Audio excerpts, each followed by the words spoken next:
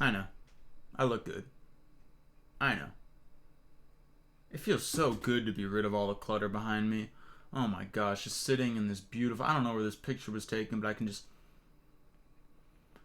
smell that beautiful and feel that water rushing down the waterfall, and it's just so nice. It connected to nature and everything. I mean, look at how connected we are to our tech these days. I mean, this is really what I want to get to the heart of today. So, a lot of people that are creative out there, I feel like they're more susceptible to the mental health issues that come from all the stimulation all the time because I mean there's a lot of different reasons for it, but I think part of it has to do with the fact that we're generally more heart centered or solar plexus, and the emotional response to these things out in the world is often to use that big heart of ours to go help everybody and to solve every single problem out there. And what that's resulted in for me, believe me, I tried to do this for years, and I still do it too much.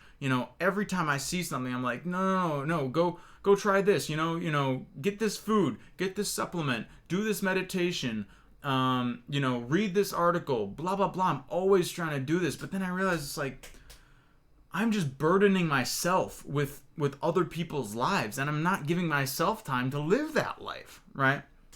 So what does living that life really consist of? Well, in my eyes, it's drawing within, finding that own inner power, and then pushing it out into the world, and then that energy just envelops everything else.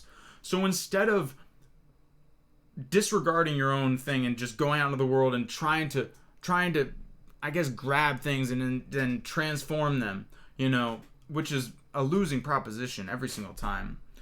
You become such a powerful beacon of light that everything in your path just evaporates into this higher vibration, to this higher reality.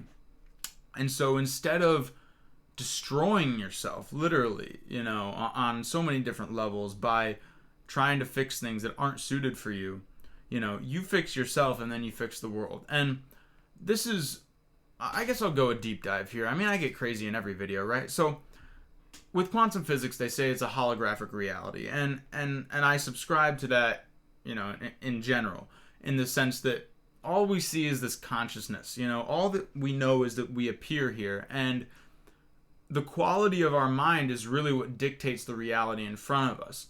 As much as it might seem, and as much as everything around you wants to convince you that it's external events, I believe that it's more how you're, I believe you matter a lot more, basically.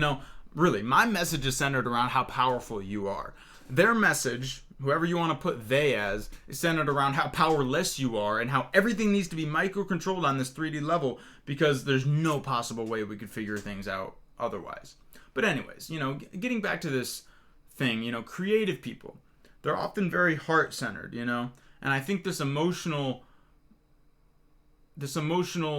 connection is really, it can be an asset or it can be a liability. Because, again, if you can search within, you have that most powerful emotion and truth and high vibration and uplifting message to bring to the entire world.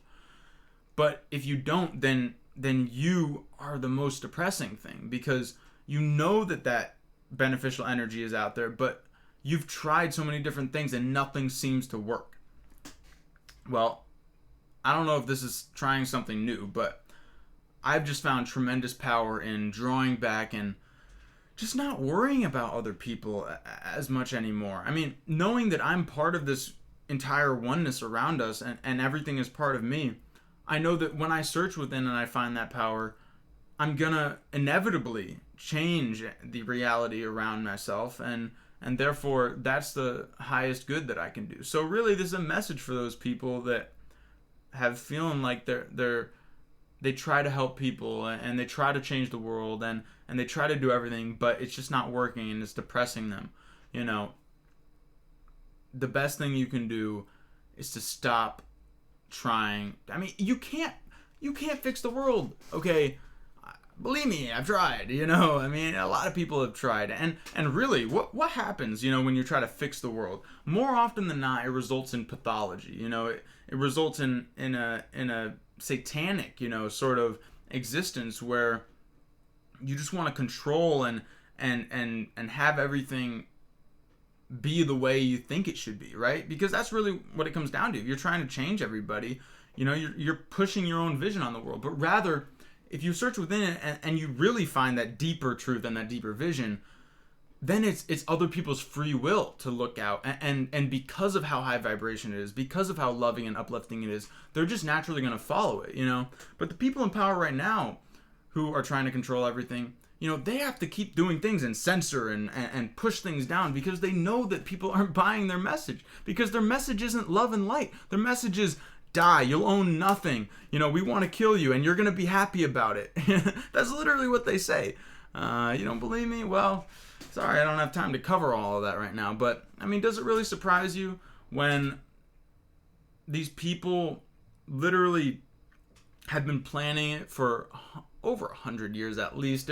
Well, at this point, over 150 years at least, almost 200 years, have they really been building this in the shadows, building up different negative things, all for the purpose of control, of that ultimate control over the entire globe.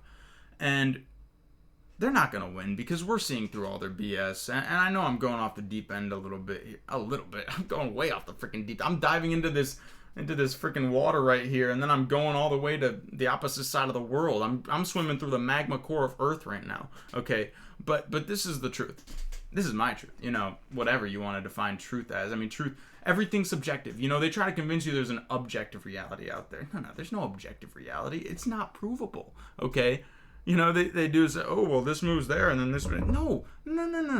There is no provable objective reality. And quantum physics verifies this, which is funny, But people are so behind the curve in a lot of ways. But I know that if you're watching this, you're so far ahead of the curve. It's just honestly unbelievable. But it's so exciting, isn't it? When you really dive deep into how awesome this world is, it's quite a powerful thing. So I'll leave you with that. Hope you enjoy the new background. I'm freaking loving it. I'm just having a blast with this. I don't know. I love this background. I mean, tell me in the comments, if anybody wants to comment, what background you want to see next. You want to see a space shuttle. You want to see the Amazon. You want to see, I don't know, my favorite guy, Bill Gates up there, maybe. I don't know. You let me know, because I'll do it, man. I got this little thing behind me. All right. Love you. I'll see you another day, maybe tomorrow, maybe the next day, maybe not forever. And that would be fine too. I don't know.